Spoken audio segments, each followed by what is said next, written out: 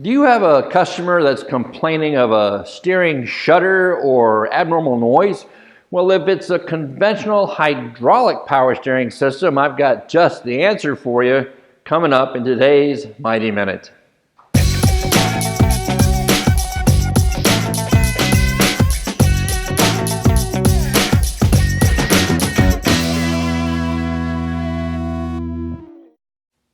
While electrically assisted power steering systems are becoming the norm, there are still many of your customers on the road that have conventional hydraulic power steering systems. And a common complaint associated with these systems is a strange noise that is typically heard as the wheel is moved from left to right and back again. Often this moaning noise can be accompanied by a shake or shudder that the driver can feel in the steering wheel. And typically, the cause is relatively simple: air in the system. And the easiest way to get rid of the air is by using vacuum. Here's what you'll need: a vacuum pump, an adapter that will mate with the pump reservoir, and clean power steering fluid as specified for the vehicle application. The process is easy. First, fill the reservoir to the full cold mark.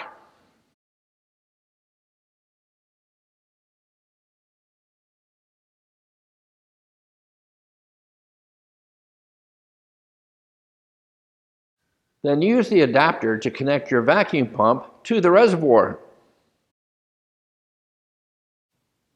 Apply approximately 20 inches of vacuum and let it sit for a few minutes.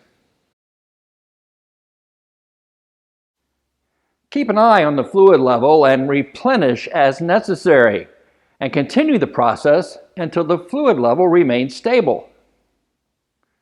If there is air in the system, you'll see an almost immediate loss of vacuum on the vacuum pump's gauge.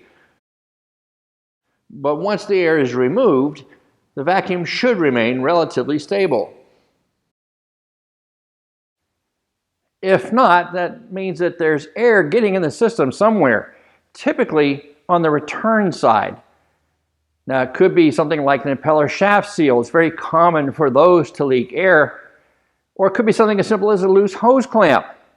Keep in mind that you don't necessarily have to have a fluid leak at the site of the air leak. In addition to using this process to solve a customer concern, you should also use this process anytime you've opened the hydraulic circuit, whether you're installing a new pump or reservoir, gearbox or rack, or even just replacing a line. It's especially critical when installing a new pump. After all, hydraulic pumps are designed to pump fluid, not air. And if there's any air in the system, it can quickly destroy that new pump in the first few minutes of startup. Thanks for watching.